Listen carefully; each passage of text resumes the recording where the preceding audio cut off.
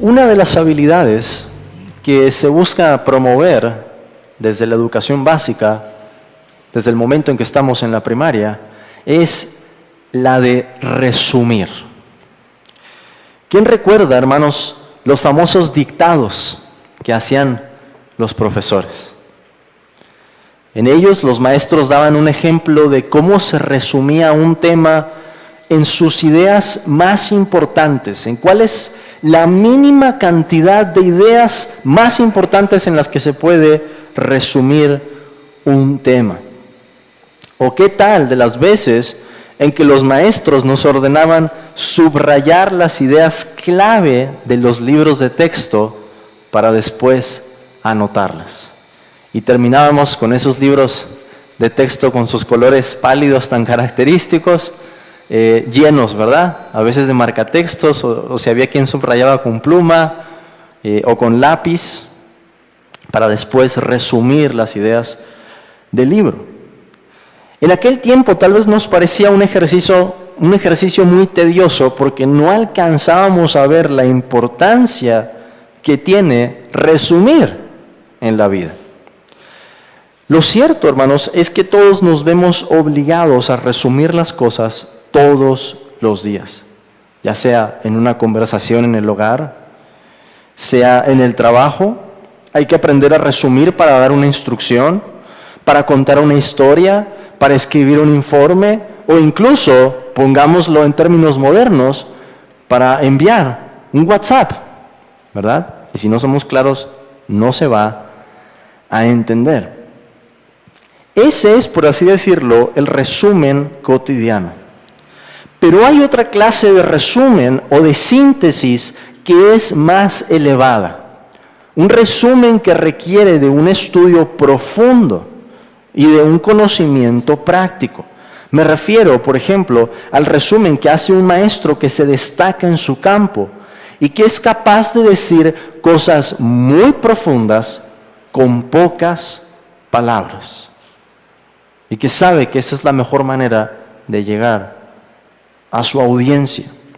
Para hacer eso se necesita sabiduría, sobre todo cuando la pregunta tiene que ver con un asunto moral, la distinción entre lo que está bien y lo que está mal. Esta habilidad para resumir es tan especial que hasta se han escrito dichos o aforismos para referirse a ella. Por ejemplo, hay un dicho que dice, menos es más, y conlleva esa idea. O, ¿qué tal el de este escritor español en el barroco que dijo, lo bueno, si breve, es 2 veces bueno?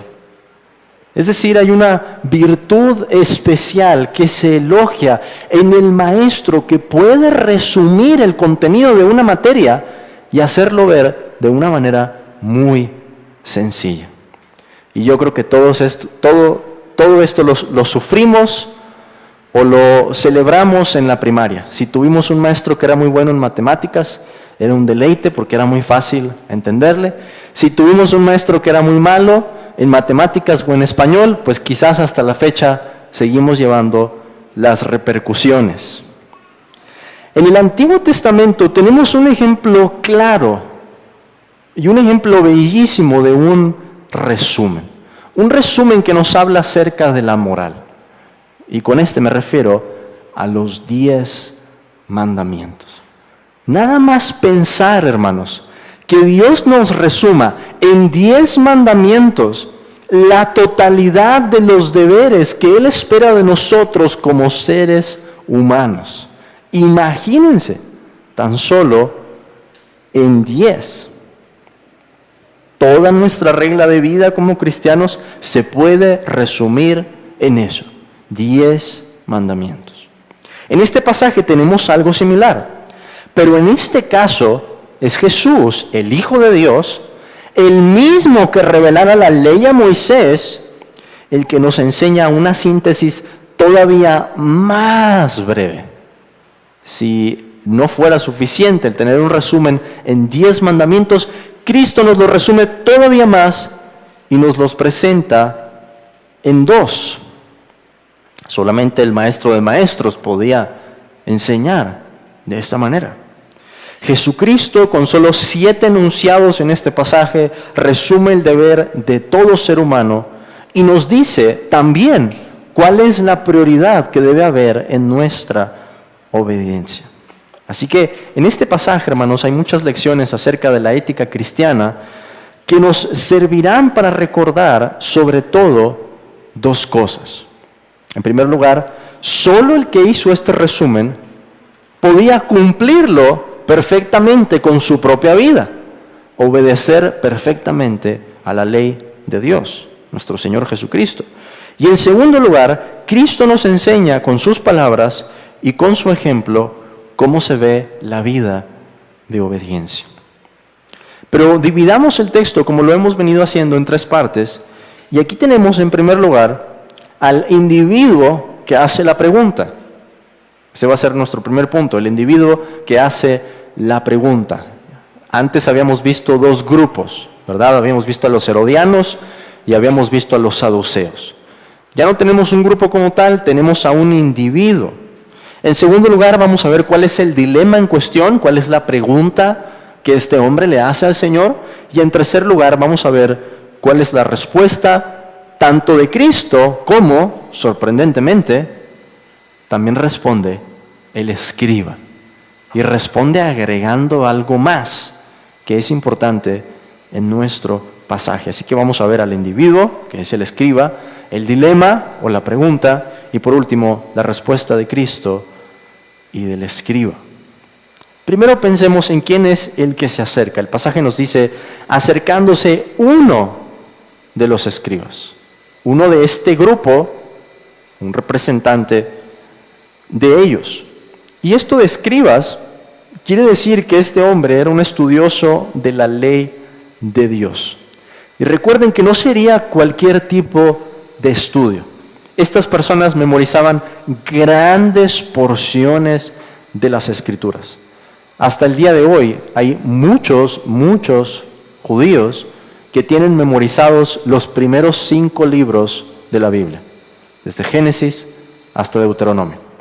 Y en el caso de los escribas no sería diferente. Probablemente algunos que podrían haber memorizado el Antiguo Testamento por entero. Esa era su tarea era transmitir las Escrituras, ser guardianes de las enseñanzas que habían recibido, tanto de la Escritura como de las tradiciones de los ancianos. Eran hombres que consagraban su vida al estudio y la transmisión de las Escrituras. Ahora, Jesús los va a acusar en los versículos 38 al 40 por la hipocresía que ellos tenían, por ese despliegue que querían hacer delante de los hombres para ser vistos, entre otras cosas.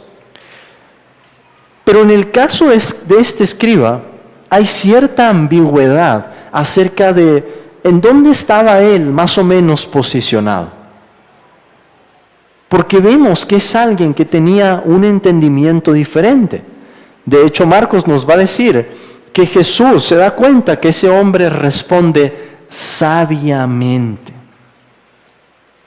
Y Jesús le dice, no estás lejos del reino de Dios. Quizás su situación era diferente, quizá la motivación también por la que va a hacer la pregunta es diferente.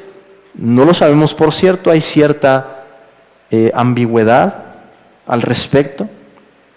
Pero sí sabemos algo del trasfondo. Este escriba los había oído disputar, nos dice el pasaje, y sabía que les había respondido bien. ¿A quiénes?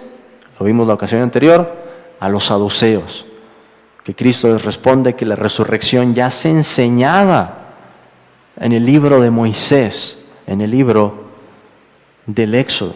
Y este escriba entonces, quizá hermanos por la curiosidad, quizá por querer saber cómo Cristo va a interpretar la ley, quizá porque ha llamado su atención o provocado su admiración, le va a hacer la pregunta. Si había contestado el punto más polémico para los saduceos, quizá también daría una respuesta maestra en el caso del dilema del escriba.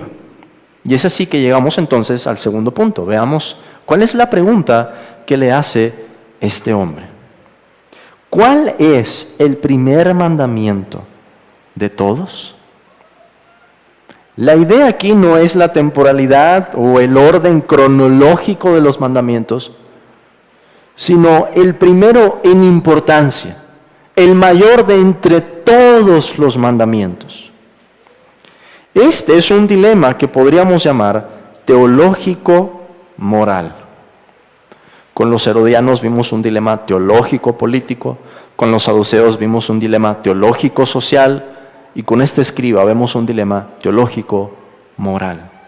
Tiene que ver en cómo hacemos esa distinción de lo que está bien y cuál bien es primero.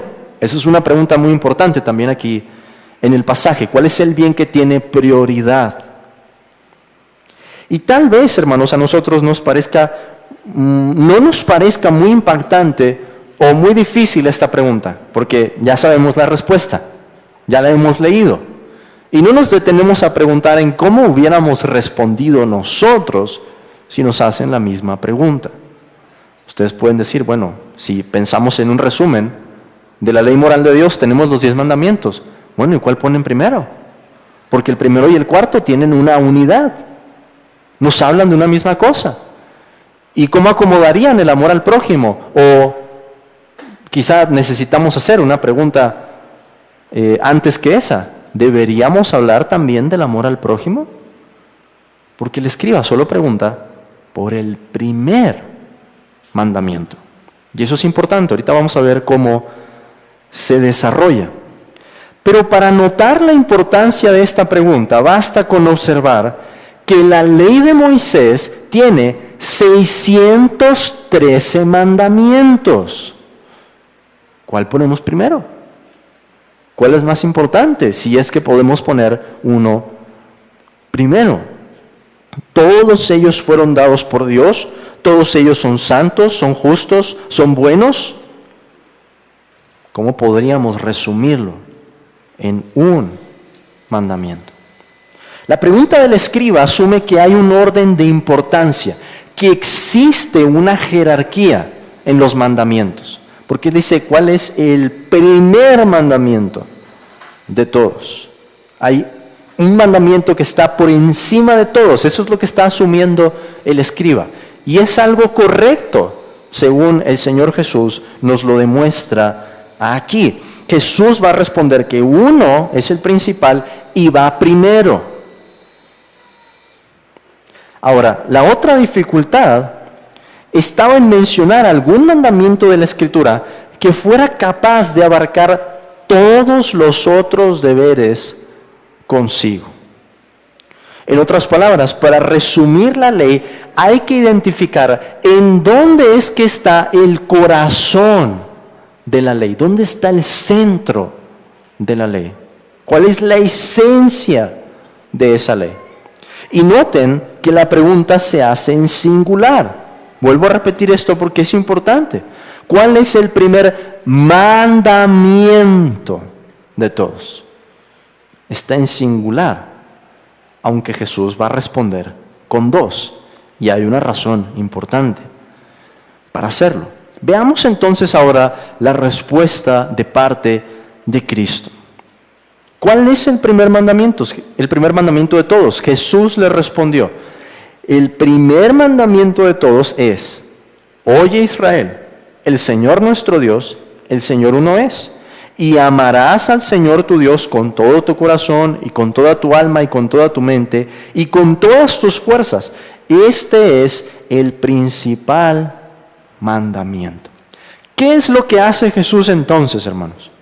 Nos dice que el mandamiento más importante de todos es el que tenemos en Deuteronomio capítulo 6. Jesús está haciendo una cita de ese pasaje, de la famosa declaración del Shema, como lo llaman los judíos, que es algo que repetirían, que tendrían memorizado.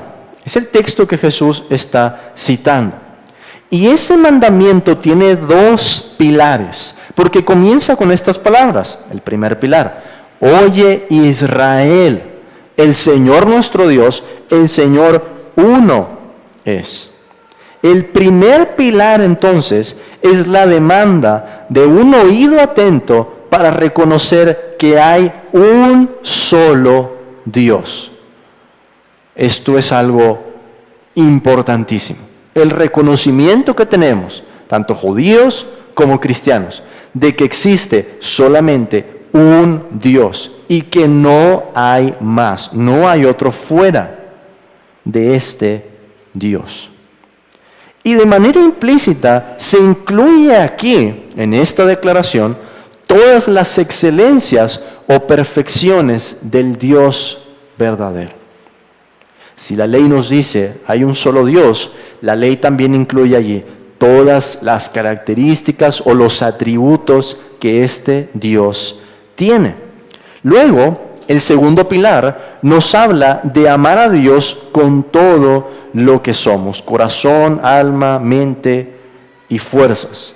La idea de cada palabra que se agrega allí es enfatizar que no puede existir ninguna reserva en nuestro amor a Dios.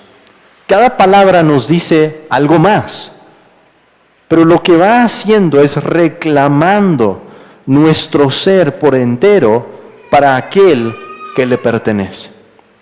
Esta declaración, hermanos, resume del primero al cuarto mandamiento. Y Jesús dice que este es el principal mandamiento.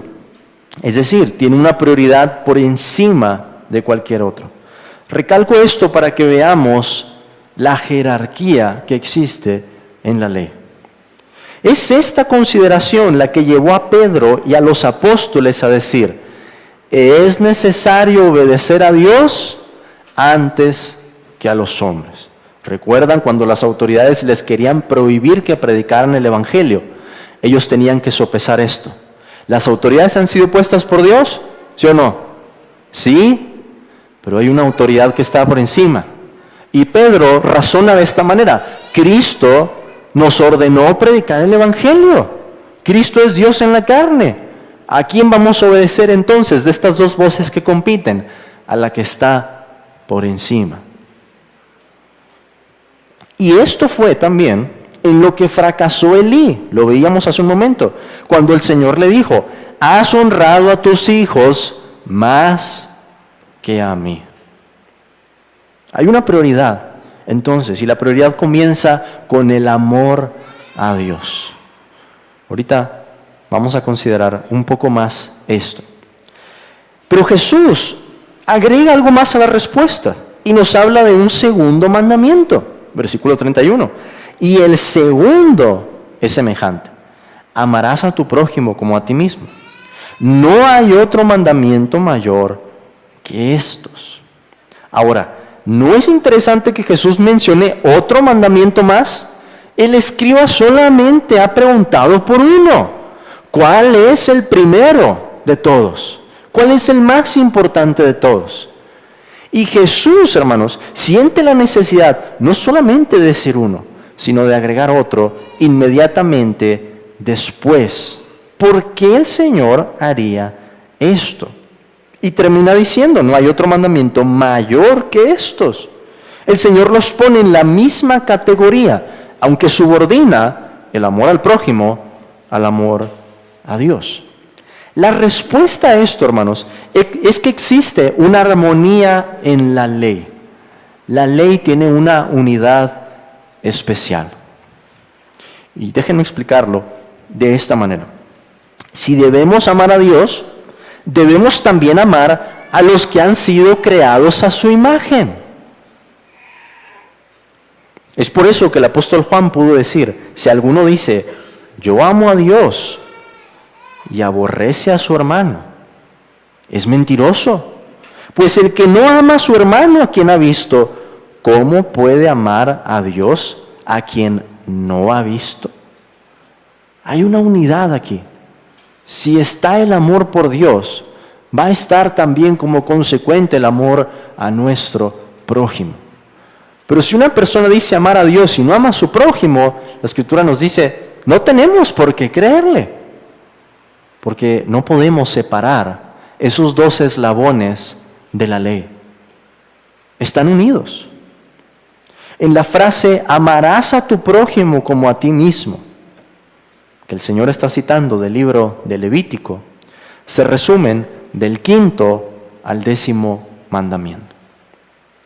De estos dos, como dice el Señor en un pasaje paralelo, depende toda la ley y los profetas. Entonces, el mínimo resumen que podemos hacer de nuestro deber moral es en 2 mandamientos: el amor a Dios por encima de todo y el amor al prójimo.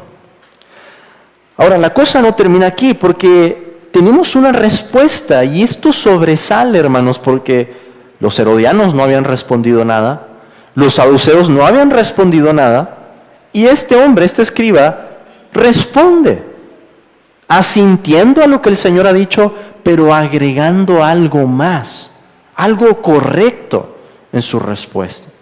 El escriba estaba de acuerdo con la respuesta de Cristo y agrega que esos 2 mandamientos eran más importantes que todos los holocaustos y sacrificios. Esta es una revelación bien importante. Recuerden, están delante del templo, el lugar en el que se ofrecen los sacrificios, sacrificios ordenados por Dios. Y el escriba ve que hay una prioridad. Así como el mandamiento del amor a Dios está por encima del mandamiento al amor al prójimo, así aquellos mandamientos que son morales están por encima de aquellas cosas que son rituales en nuestra obediencia, aunque Dios las haya ordenado. Hay una prioridad. Como lo dice el profeta Oseas: porque misericordia quiero y no sacrificios, y conocimiento de Dios más que holocaustos. Varias veces en el Antiguo Testamento el Señor pregunta, por ejemplo, por el profeta Isaías, o en el Salmo 50, si acaso se agrada a Dios tanto de estos sacrificios, de la sangre de los animales, del incienso, de las fiestas en la luna nueva. Es cierto, Dios las ordenó, pero de lo que más se agrada a Dios es de un corazón que corresponde a su ley, de un corazón que es obediente. Se lo dijo también Samuel a Saúl, ¿no es cierto?, cuando él desobedece. Y Samuel le dice que a Dios le agrada más un oído que recibe su palabra y que la pone por obediencia, más que los sacrificios. Jesús termina diciéndole al escriba, al escuchar su respuesta, que no estaba lejos del reino de Dios.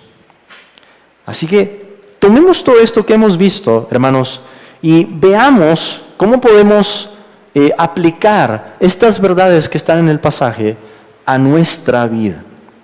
En primer lugar, vamos a empezar por lo último que se dice aquí.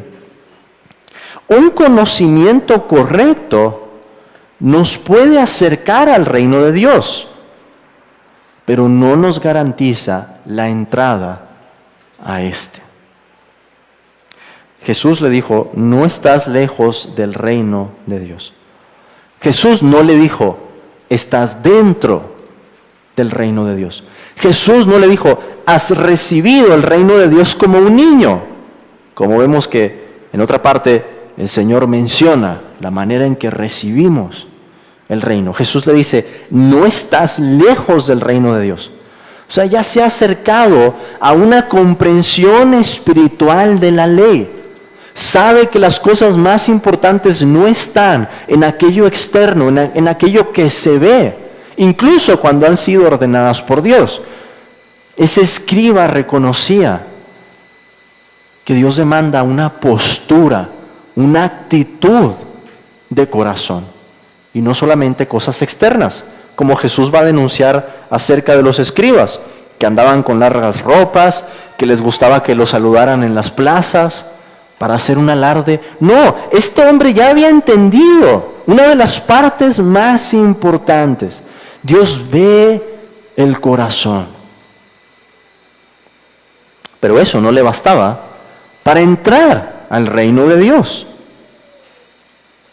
Hermanos, esto es como cuando alguien juega a encontrar algo y otra persona le dice: caliente, caliente, caliente. Todavía no lo encuentra, está cerca, está a tientas. Lo mismo pasa con el conocimiento correcto acerca de Dios. ¿Es indispensable ese conocimiento? Sí, es indispensable. Pero tenemos que responder a este. No nos podemos quedar solamente reconociendo quién es Dios y lo que Él demanda. Necesitamos responder a su palabra. Y eso es lo que marca la diferencia aquí. No es lo mismo estar cerca del reino de Dios que haber recibido el reino de Dios. Y la manera en que eso se hace es por esa fe, una fe dependiente, una fe humilde. En segundo lugar, el escriba nos recuerda la prioridad que tiene lo moral sobre lo ritual. Y eso es algo que permanece hasta el día de hoy. Hay cosas, hermanos, que Dios nos pide que tengan una cierta forma externa. Bueno, aquí adelante hay un ejemplo. En esta mesa hay elementos que son rituales. Dios los ha ordenado y tienen un provecho. Pero el poder que nos trae provecho no está en los elementos, está en Dios y hay una manera de recibirlo. Hay una prioridad de lo que es moral sobre lo ritual. Y por eso Cristo nos lo dice. Vean por favor en Mateo capítulo 5, versículo 23 y 24.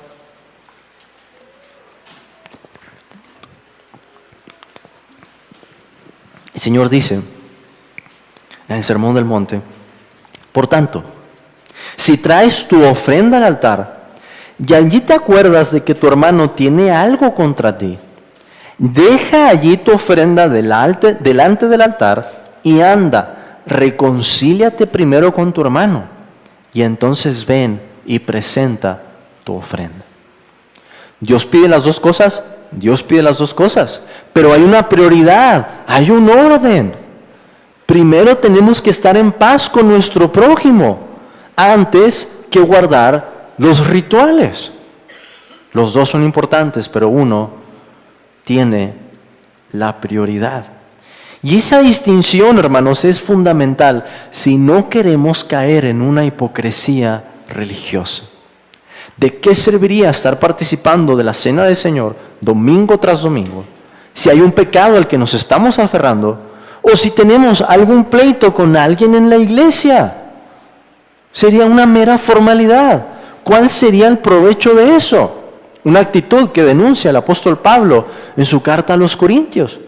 Unos están borrachos, unos ya terminaron de comer, hay pobres que ni siquiera tienen pan. Pablo les dice, eso no es la cena del Señor. Están haciendo otra cosa. Pablo los lleva a ver otra vez esa prioridad que hay sobre lo moral para celebrar la cena de una manera correcta. En tercer lugar, aprendemos también de esto, hermanos, que la ética cristiana se puede resumir en 2 mandamientos. Ojo que no digo se puede reducir a 2 mandamientos. Son palabras muy diferentes.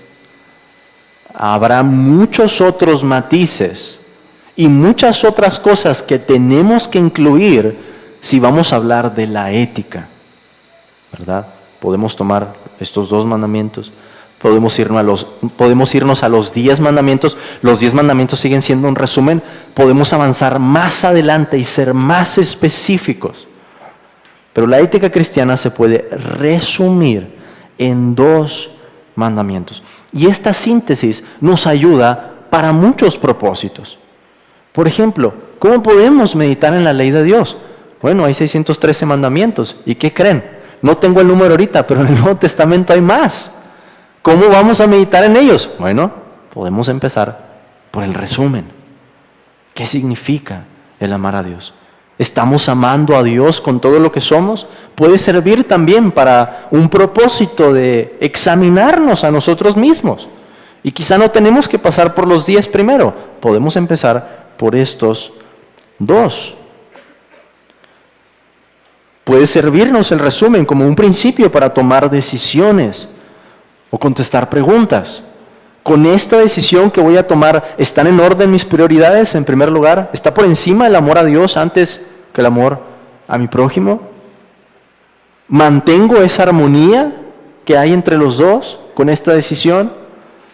Con esta decisión creo que con limpia conciencia puedo decir delante de Dios que es algo que contribuye a amar a Dios con todo mi corazón, alma, mente y fuerzas. Si estoy pensando en una decisión moral, por ejemplo, o si estoy pensando en una decisión financiera, puedo utilizar el mismo principio, el mismo mandamiento, y que ese resumen sea el punto de partida para sujetar mi decisión a la voluntad de Dios. Podemos tomar este resumen para orar también. Señor, que en mi corazón lo que está por encima de todo, la prioridad que gobierne todas las otras cosas, sea un amor exclusivo, reservado, especial, la porción de mi corazón, la grosura de lo que soy para ti, antes que cualquiera otra cosa. Pero lo mismo podríamos hacer con el amor al prójimo. Señor, me arrepiento. ¿Por qué en mi corazón puede haber esta mala disposición para con mi hermano en la iglesia, para con mi madre en la casa, para mis compañeros de trabajo, que respondo de esta manera y soy grosero y ofendo a las personas? ¿Qué tendríamos que decir? Señor, yo quiero un amor como el que tengo por mí mismo, el amor con el que visto mi cuerpo, el amor con el que me alimento, el amor con el que me preocupo por mis necesidades. Quiero preocuparme así por mis hermanos. Entonces, este resumen, hermanos, nos ayuda a ver a dónde es que debe apuntar toda nuestra vida. En cuarto lugar, cuarta aplicación, aprendemos aquí a distinguir la correcta jerarquía en nuestra obediencia. Sé que lo he repetido varias veces, pero es muy importante. Los mandamientos tienen una prioridad. No todos están al mismo nivel. Nunca podremos amar demasiado a Dios. Creo que estamos de acuerdo en eso. Pero sí podemos caer en un amor desordenado por nuestro prójimo.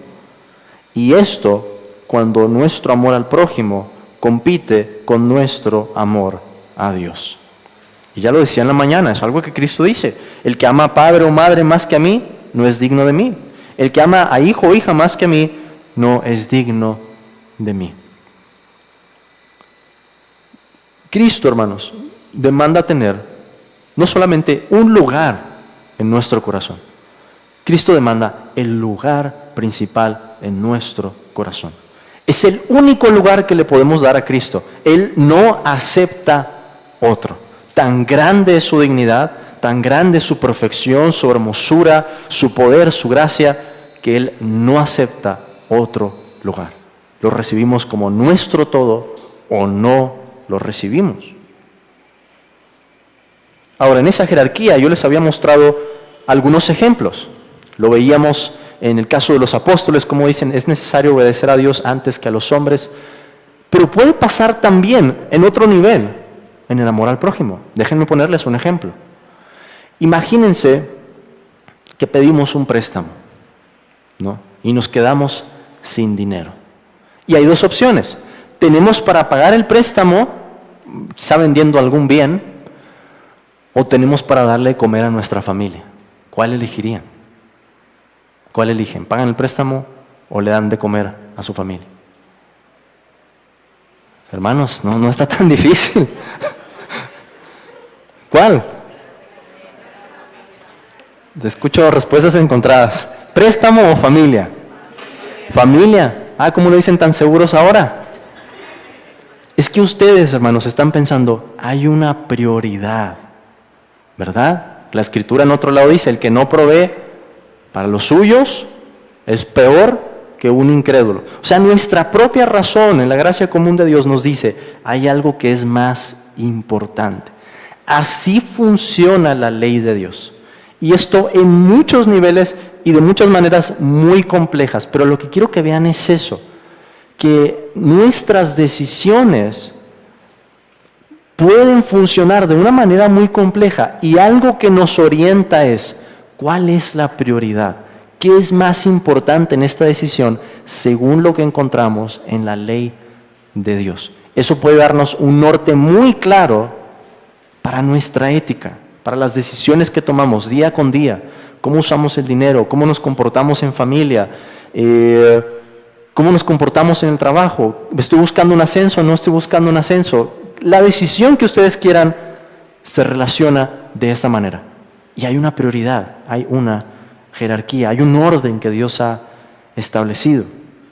En quinto lugar, y con esto ya casi termino, aprendemos que la ley moral de Dios tiene unidad. He enfatizado mucho, hay una prioridad en los mandamientos, pero estos también guardan una unidad. Y reconocer esto nos lleva a evitar la incongruencia y contradicción en nuestra obediencia. Si amo a Dios, voy a amar a mi prójimo. Si reconozco la misericordia que Dios ha tenido para conmigo, voy a buscar imitarlo ante mi prójimo.